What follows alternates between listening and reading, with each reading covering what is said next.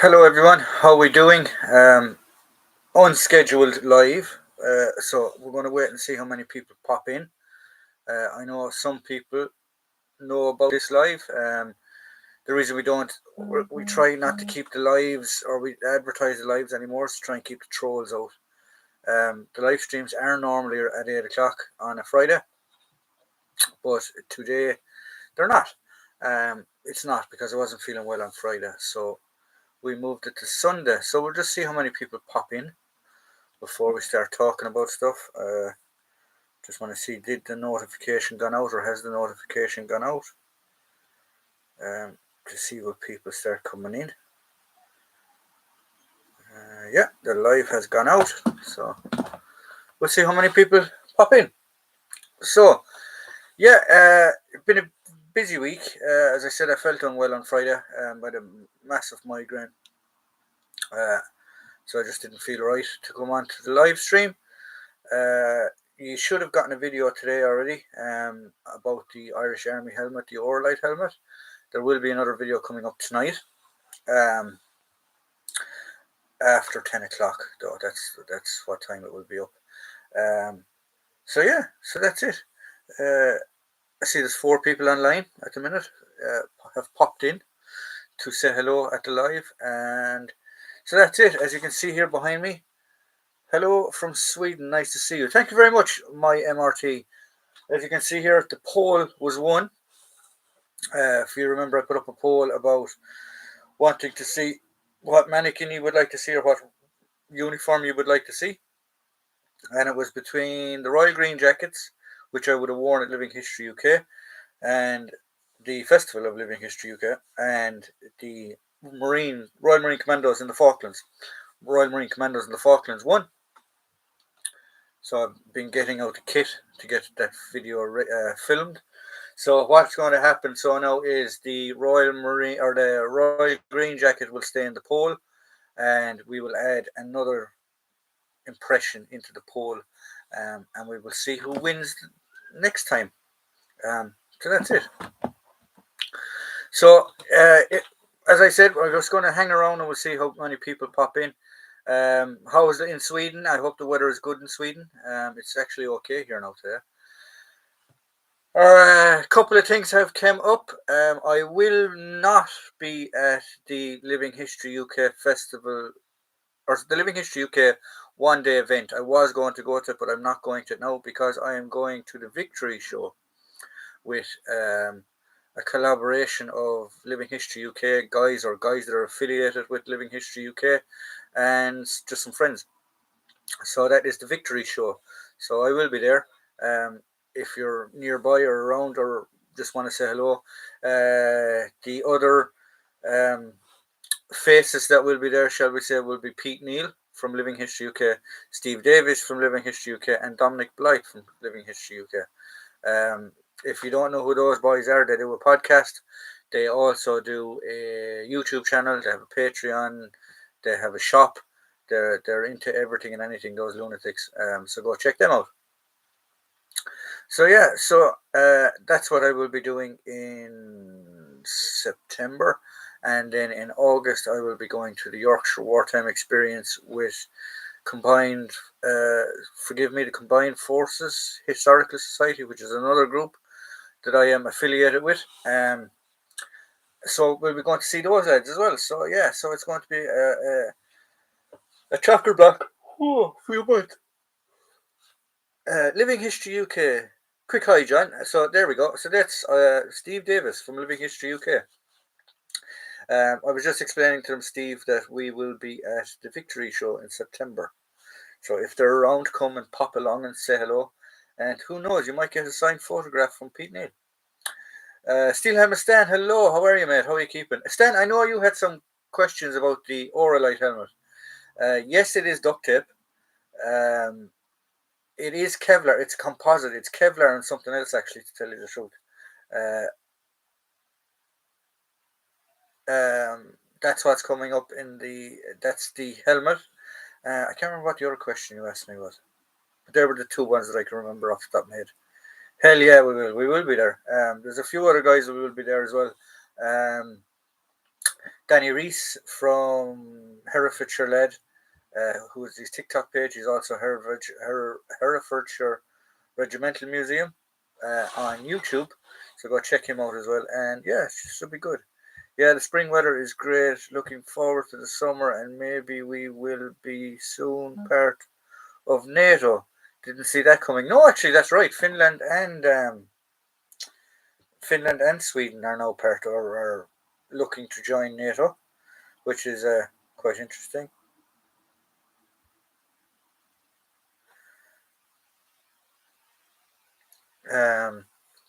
Yeah, so that will be quite interesting.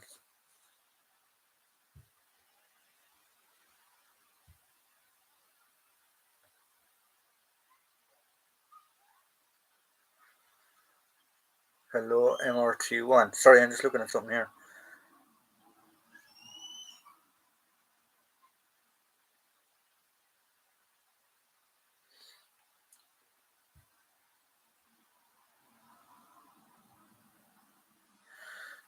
So yeah, so there you go. So what else is coming up in the projects?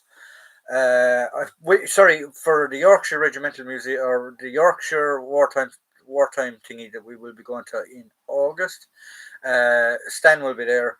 Andrew Johnston will be there, and that's it really. So yeah, so we have a busy schedule. My MRT, what do you think about NATO or Sweden becoming part of NATO? Jim of the Timber too. Hello, how are you? His Highness has arrived. His Highness. What's Polish for His Highness? Yeah. So yeah, it's interesting to see. I don't think anyone thought that Ukraine would hold out. Oh, I don't think anyone thought that Ukraine would hold out this much. And as long as they have. Um, and myself and some of my friends were actually talking about it. It's a proxy war. It has turned into a proxy war. It is the Cold War Part Two again, because you have Russia on one side fighting Ukraine, and then you have every other country in the world, bar a handful, um, backing Ukraine. And I was reading there today as well in the newspaper that they reckon there's going to be a huge food shortage because of the war in Ukraine.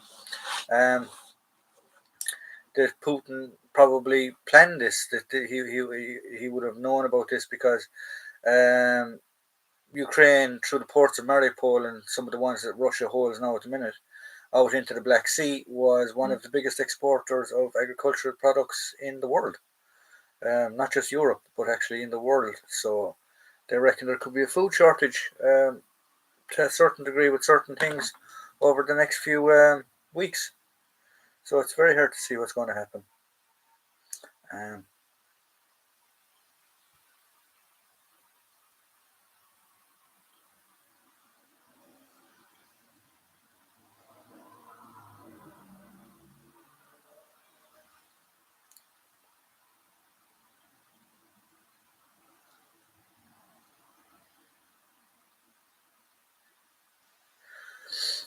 so yeah, so it's going to be interesting.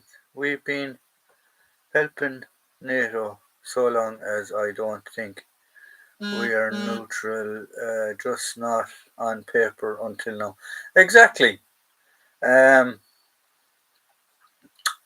exactly. It's there's a lot of countries, including Ireland to a certain degree, that's on paper they're neutral, but when you look down into it, they've picked a side. Really, to tell you the truth, um, they can play both sides of the fence, but uh, to the bigger factor, they normally pick a side. Whew. I don't know what it is I'm yawning like hell lately, but I genuinely don't know. I don't know. Personally, I thought myself, I thought the war would have ended a long time ago, but I don't know. I really don't know what's going to happen. I don't think Russia is going to win it. Um, I genuinely don't, unless they mobilize the whole country, which I don't think they will do. Where is Kenny? I promise not to harm him. I don't know where Kenny is actually. Hi, John. Didn't expect to see you live stream at this time. Yeah, we said we'd have it early. You came, or World War Two military. We said we'd have it early because it's Sunday, and I know an awful lot of guys have work on Monday, so Sunday nights is normally their evenings to themselves. So I just said I'd throw on a video and see what happens. Where is the Royal Marine video? I'm still waiting for it. If you can look here behind me, I have been getting out kit to film it. It will be up probably next weekend. So yeah, so it's here. It's here, Jim, on the table. What is your favorite bayonet? Is in your collection? I don't really actually have many bayonets, to tell you the truth, lads. I have two. I have an SMLE sword bayonet, Wilkinson sword bayonet, and I have a pig sticker from a Mark IV. Um, uh, and do I have one? I do. I have an M16 bayonet from Vietnam. That's it. That's my complete bayonet collection. Um, uh, so yeah, so I need to. I don't know whether I need. I do. I would like to get an SMLE or SLR bayonet. Um, for Falklands, World War for Falklands, North Banner type stuff. But yeah, that that would be about it. That's my only bayonet collection, really. Um, I'm not. I don't really have knives. I have a machete from Vietnam. I have my Hitler Youth reproduction dagger. Um, my Mark IV bayonet, my SMLE bayonet, and that's it really in the knives. I don't have anything else. Um, so yeah, Jim Timber, awesome. Yeah, it's there. It's there, Jim. It's been done. It'll be finished hopefully in the next day or two. So yeah, so that's for. That mess is there. It's all original 68 pattern combats. Some well, I'm not going to go into exactly what's there, but there's some other interesting little bits and pieces there that you will see up on the video. So let's go.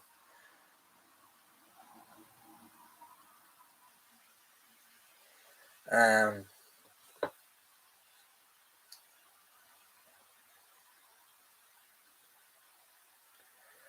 so yeah.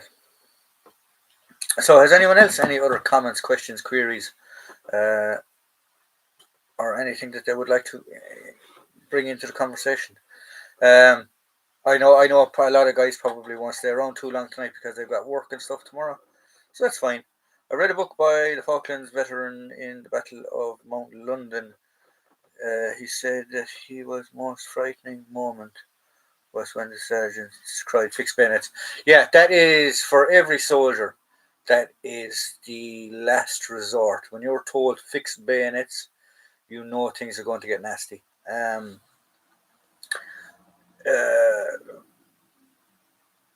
like fix bayonets. Something's drastically gone wrong. You're either out of ammunition, they're that close to you that nothing else, no artillery, no machine guns, or nothing is holding them back. And for them to say fix bayonets, you know you're going in for the final assault, and it's either you or them. So yeah, so fixed bayonets on most guys, most soldiers will send a chill down their spine. I don't know. I do know of a Gurkha in Afghanistan going balubas with a kukri, and I think he got the Jordan. Did he get the military medal, or he got something anyway, or he could have even gotten the Victoria Cross. I'm not sure. Um, but yeah, the fixed bayonets is a bad juju. Yes, Laura, I handled yesterday was an education solid bit of kit. Was it the plastic variant or the timber variant? Yeah, the SLR. SLR is a good one. I do like the SLR. Um, my MRT, you can throw up whatever messages you want there. You don't have to keep deleting them. Um, so yeah, so that's the SLR. The Irish use the same thing. Except we use the Belgian FN. Now there's slight differences. It's the stamping is different and stuff. It's off of a half-inch pattern compared to the Belgian pattern. But the rifles themselves are the exact same.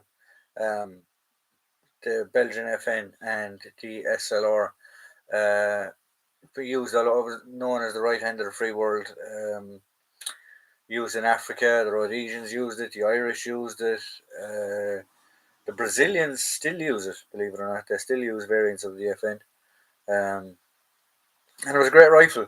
I know an awful lot of guys were very, very upset, both in the Irish Army and both in the British Army, when they converted to bullpup plastic, as one fella called them, the Toys R Us guns, because they were made of plastic and they didn't trust them. Now, saying that again, I did get to fire the FN when I was in the army. There was a few of them still floating around. They were still the standard issue rifle to the FCA, who was the reserve at the time, whereas we had the Steyrs. So I did get a go of them every now and again. But the Steyr that we had, or the Belgian Steyr, the AUG, what some people call it as, was a great gun, fantastic gun, absolute brilliant. The main issues that you would have with the Steyr was the ammunition. That there wasn't. It was either damp or it wasn't gas. There wasn't enough powder in it to cycle the weapon. But 90% of the time on live ammo, you wouldn't get um, a drill, a blockage or a stoppage or anything like that. It was normally when you were using blank rounds that you would have the stoppages. And what would happen as well with the Steyr was you had the ejection port was literally by your cheek, and if you strap your helmet or if you had scrim on your helmet or anything, that could block that ejection port, and you'd get what was called a stovepipe, whereas the shell would come halfway out the breech, and all you do is you just take off the magazine, free up that, put that back in the magazine, let it off, and carry on. So the Steyr wasn't as bad though, but I do know at the start when the lads got the SA-80, some of the British lads got the SA-80s, they absolutely detested it. And the Steyr literally last year, the year before, has gotten its first upgrade, whereas they just changed the sights. They with the Steyrs that we had, there was a 5 magnification scope already in the carrying handle, and the only thing that they reamped with it was they put a little bit of rails on the side of it so you could hook a torch to it now, and they raised they took off the carrying handle and they raised the top rail so they could fit an ACOG sight to it. That's literally it. The actual mechanism of the rifle and everything else in the rifle is still the same, whereas the British SA-80 has gone through a number of adaptations to try and get it working, and I believe now after Heckler and Koch had their hands on it that they've gotten it fixed. I would like to use Remington. I would like a US Remington 1907 bayonet, but they are so expensive. I have Australian and British examples. Oh, cool. As I said, the Wilkinson 1907 pattern bayonet is the only one I have. First World War bayonet. The SLR 7.62 was awesome.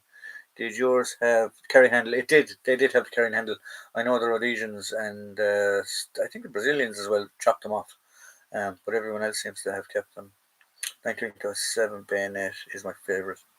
I don't know actually. I don't really know that much about bayonets to have a favorite.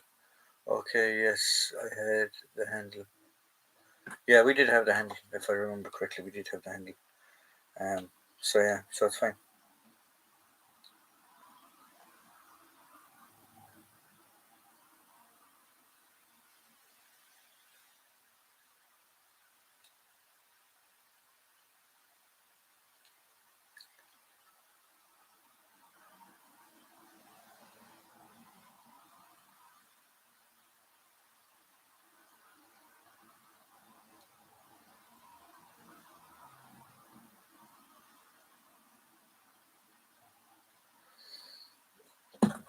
Yeah. So what else weapons did we use that the British Army would have used? We used The GPMG, general purpose machine gun, we call it the MAG, is its nickname. The British call it the Gimpy or the General, because it's known as the general purpose machine gun. .5, the Browning .5, we use that. British use that. Americans use that. The Milans, the Javelins. Do we use javelins? We do use javelins. We do use Milans as well. 60mm mortars in an infantry section up to an 81mm mortar in an infantry battalion. Would use them. That'd be the biggest artillery we'd have. Then you have snipers, things like that. The artillery use a 120 mortar, and they use a 105 howitzer. The cavalry is mainly, they used to have scimitars. I don't know what they have now. Then a lot of infantry battalions now have been mechanized, so they have what's called a Moag Piranha armored car. And they have different variants of it as well. Some of them have 120 or 105 gun, not 105s, 25 pounders on the roof. Some of them have twin machine guns, some of them have anti-aircraft capacity, some of them are set up for ambulances, some of them are set up as command vehicles. So there's lots of different variants there, and they have a Jeep type thing now as well. I can't remember the name of it off the top of my head. But yeah, there's a lot of similarities with things.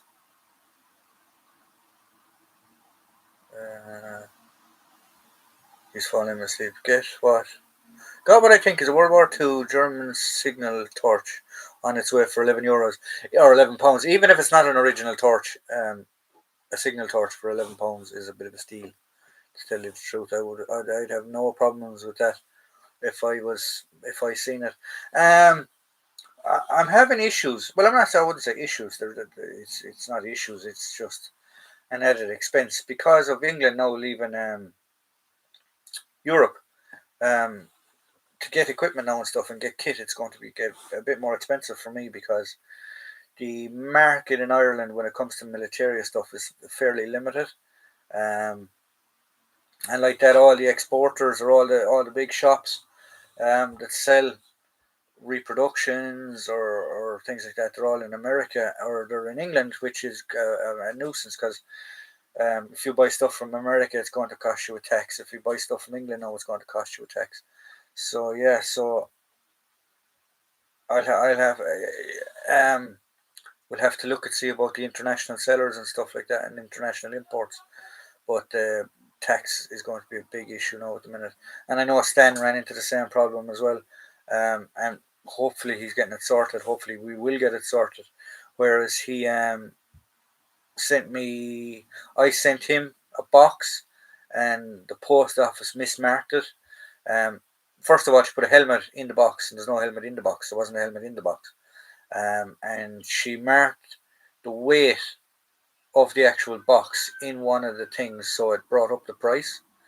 And Stan tried to send me a helmet, and it got sent back to him because the paperwork or something was incorrect from the post office. So it's just turning into a bit of a fucking nightmare, really, to tell you the truth at the minute. So we're going to try and figure out what to do, basically. What's the best way to go? On one for the GPMG, I had to carry mine many times at Pirbright. Dry training only as for me as a cadet. Now, for a cadet to carry the GPMG, it's £23 weight alone. So I mean, it's a heavy beast of a machine. The barrels for the GPMG used to get so hot you could see the bullets go up the spout and have to change them. Yeah, I think it was every 5, 10, 15, 20, 25, 30. I think it was every four belts. It was 50. We used to use 50 round belts. I think it was every 4 belts you had to change the barrel. And it would literally get white hot. At night you'd see it glowing. I can remember one of them one time we were using it so much that the barrel actually warped. So that went out the window. That rifle, that gun. Customs in Poland are my nemesis. Yeah, I don't know what it is. The customs have gone mental at the moment. Do you have an SMLE rifle replica from Denex? I know you showed your guns, but I don't remember. I do have one. If I can get to it easy, which I probably can't. Okay. Now, YouTube, before you have your sense of humor malfunction, this is a Denex rifle. It is as much good as a paperweight, because it doesn't do anything apart from look good. Now, this is a Denex. I did strip the whole thing down, and I redid the timber, and I just gave like with a wire or not wire, green Scotch cloth. I don't know. I don't know if you'll understand me being Swedish, but it's like a green cloth. It's like a scratchy cloth for doing dishes. I just rubbed the metal worker. I thought you would get wear, so like around around here and the bolts and things like that, So yeah, so that's my SMLE. So it dry fires and stuff like that. Denexes are fine for what they are. They're if you don't have a budget where you can get DX, or if you're in a place like here where we can't get DX readily, Denexes are 100%. I think Stan got converted actually. Stan was at a show yesterday, where he met up with some of the guys, and they had rifles and Denexes and things like that. And I think he's been enlightened now when it comes to Denexes. I had fired one of them back in the day. Kicks like a mule. Well, the SMLE, yeah, they hurt. They hurt when they fire them. Yeah, thanks for showing. I also have this nice replica. It isn't. They are nice replicas. They're very good. They're nice little guns. Denex. I have a Webley. I have that. Or my two Denexes. My actual true brain, or my brain, is DX, and everything else then is airsoft, pretty much. So yeah.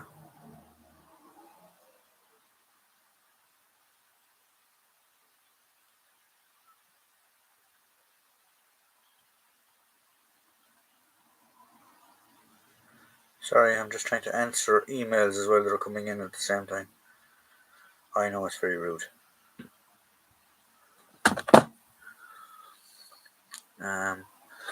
So yeah, my little Webley actually, I've been doing some bits and bobs with it as well.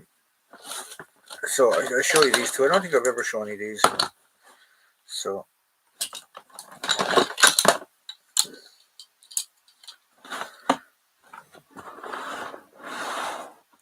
yeah, so my little Webley, I've been making it look more original, I suppose. I've just been cleaning it up a bit, or not cleaning it up like that with the green cloth, just giving it a rub here and there. Also a Denex YouTube, no good, as you can see. As you can see, the barrel is blocked.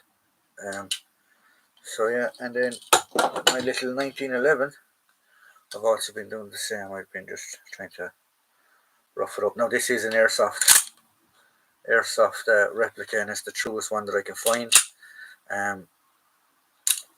It has the colt and the paintages and stuff on the back. So yeah, so they're my little pistols. I've only two pistols. I've only a Webley and I have this. I would like to get a BAP, a Browning High Power, but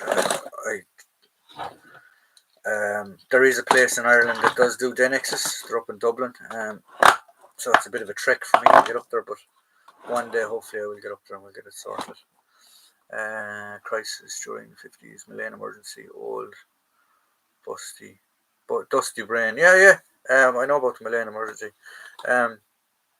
Jim, actually, I need to email you, or you email me, because I have a gift to send to you, and I think I've emailed you, but I might have emailed you the wrong address. What did you use? All I literally used then was WD-40 and green Scotch pad, or do you know, like the pads for doing dishes or pots or something like that. And I literally just rubbed the metal with it, and that's it. And that's it, really. Just rubbed it on places where I thought you would find wear and stuff like that, and that's all I did really. bar the Denex stock was what I cleaned up and sanded it and then restained it. That's the only thing that has taken as much work off for doing something like that. I do have uh,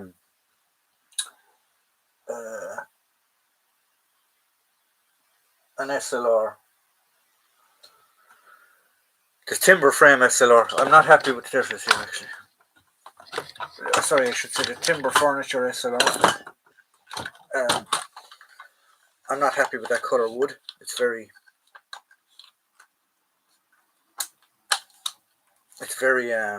yellow looking.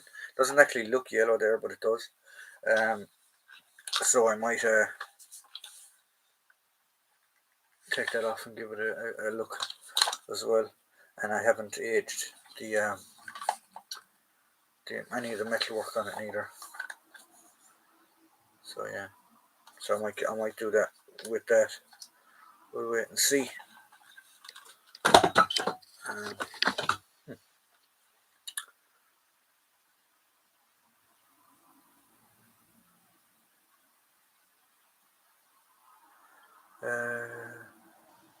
Yeah, email it on to me, Jim. I think you have my email. If you don't, Stan does, or he has my phone number anyway. Just, I think Stan gave me that email actually. So, I'm actually going to delete it there in case.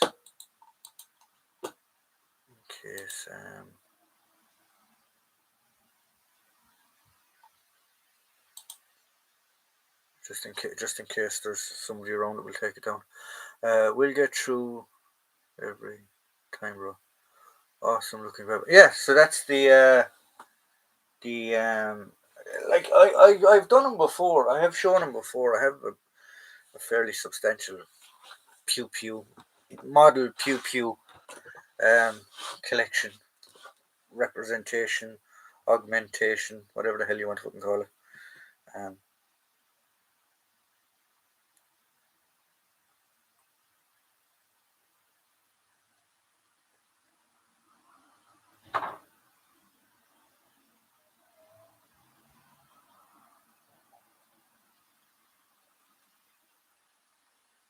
um, so yeah, so I was here today actually, and I'm just looking in my war room, and I have a pile of books, and I was thinking about doing book reviews and showing book things, but nobody seems to like them when I do them. I don't know if it's just the way I do them or whatever. But I was thinking to myself, fuck them, and I'm going to do it anyway. So just for content, I have a load of videos there, or a load of books there that I could be doing stuff on. So I probably will be doing videos on books coming up soon to a channel near you. So, guys, it's as I said, we're not going to have a full live stream tonight because it's Sunday night. Guys want to spend time with their families and stuff before they go back to work. So I completely understand that. So we'll probably give it another 10, 15 minutes. So if you guys want to throw questions at me or anything for that moment in time, we will see what happens. Yeah, is your channel? It's your channel. I like a book review. Yeah, exactly. Fuck 'em. I'm going to do a book review. So I have noticed though actually the heat is I must put my blue light back over my door. I do have uh moth blocks and stuff around the place, but I need to put more in and change the ones that I have. So I need to plug in my zapper light because I have noticed they're not in here thankfully, but around the house I have noticed one or two moths. So it is moth season, so I will be out with extreme prejudice of killing moths for the next few days. And if YouTube or Pieta or anyone is on that don't like the fact that I was going to kill moths, I don't care. I will kill them with extreme prejudice. They're going to die.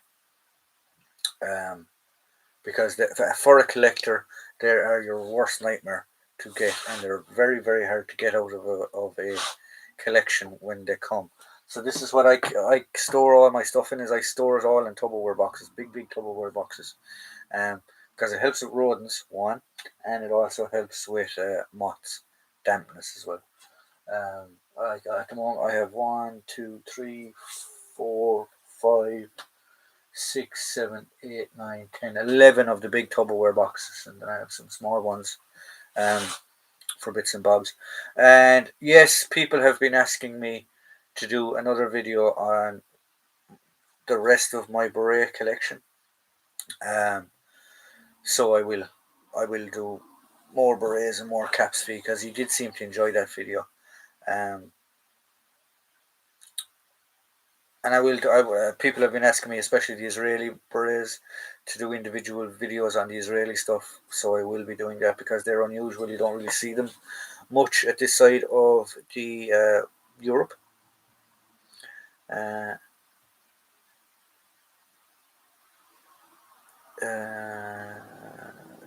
I have a sneak preview of the Royal Marines kit? All effing moths must effing die. So the preview is literally you just have the winter cap, the Auckland famous one, woolly pulley jumper, not badged. There will be badges going on it. Stay tuned. I have two different shirts. Now this is the early khaki shirt, so it is striped, but they're the wrong stripes. No, is there a date on this one? I know this is the early men's general service shirt. No, there's no date on that one. So that's what they would have normally worn. Is this the Harry Mary shirt? You would have seen them with Norwegian shirts as well, especially the guys that were Arctic trained. The standard 68 pattern pants and the standard 68 pattern jacket. They're just a pair of lightweights that I pulled out of a box. Short putties. And this is interesting. This is a very thing that the British forces in general, especially the Marines and the Paras and the Argylls and Southern Highlanders, did this as well. It was actually a cargo strap, and what they have done is they've cut it down and they've turned it into a belt. You see an awful lot of guys in Northern Ireland with these as well, and it is literally just a trousers belt, a makeshift trousers belt, but it's extremely strong when you have it closed, and it's easy to tighten it. Then you just pull the strap. So that will be the belt that will be worn. So that's just the general kit. I'm not going to go into women and backpacks and stuff like that because that's special. What do you think of the DIAC replica airsoft? Why not license it all over 18s, no criminal record or an annual fee? I would be up for that to legitimize a collection and no grey areas. I suppose the thing about the airsoft guns is that kids play with them, and people do get mad into it. I don't know. Because when you see, it's like anything else. It's like cigarettes. It's like prohibition. It's like drugs. When you try to regulate it, that's when it goes underground, and then that's where it gets dangerous. So I don't know. I think if stuff is deactivated and you have a deac cert with it and you're over 18, you should be allowed to get it. You shouldn't even have to be part of a club or anything like that. But like that, I think there should be minimal checks. Like the guards should, or the police should just call around and go, "Why do you need it?" Or you should have a reason for it and get a license. Pay for your license that you have a collector's license, and you can just buy DX off that or buy airsoft guns or whatever. You don't have to have this and you don't have to have that. So I think they could streamline it and make it simpler, but also make it a bit more regulation into it as well, I suppose. Hello, mate. Hello, Dave. How are you? It was nice actually talking to you last night, Dave. And if you don't know Dave Brian, he is a good mate of mine, and we do a lot of wheeling and dealing. So we were on the phone last night doing a bit of wheeling and dealing. Any moth in the man cave is finished. Yeah, exactly. Kill them. Extreme prejudice when it comes to killing them buggers. Kill all moths. Extreme violence. Still understand. Roller buckle belt. Yeah, the roller buckle belts were literally cargo belts. They were literally cargo straps that most guys would get, cut down and make a belt out of it. So awesome. Thanks so much, my stepdad. My strap belt is really interesting. The strap belt is really. Oh, sorry, yeah. They're interesting belts. So that's what that is. I just had a head thrown in at me. So we put in there. My main direction in military collecting is telephones, radios, and mostly American types from different countries, and I have somewhere between 20 to 30 pieces. That is class. I have a few radios. I have I have about 3 radios. I have a 77 set, I have a PRC6, and I have what is called a Clansman. Yeah, Clansman from Up Banner, Northern Ireland. Was that the postman? It was the mafia. It was the mafia. They're running short on horses' heads, so I had to get a foam head. So there we go. Right, guys, we'll give it another 5 minutes, and that'll make it a quarter to, so that'll be 45 minutes. As I said, I wasn't going to do a full live long stream tonight because it's Sunday. I know guys have time to go with their families and stuff, and guys be getting ready for work and stuff like that. So there we go. Try some DDRT field telephone stuff. Yes, Stan is our local telecommunications expert when it comes to putting in field phones. His wife isn't too happy when he starts putting in field phones, but he's happy when he's putting in field phones. So there we go. So last few questions, guys, and comments, and we will call it quits if everyone is happy with that. And we'll be back to the same time next Friday at 8 o'clock anyway. So stay tuned. So that's it. Is everyone happy? So, guys, what I'm going to do is I am going to log off. I'm going to sign off. It was lovely talking to you. It was lovely seeing you again. Bit of a surprise live stream. And we'll see you all next week. Same time, same place, same bat channel. Enjoy. Stay safe during the week, guys.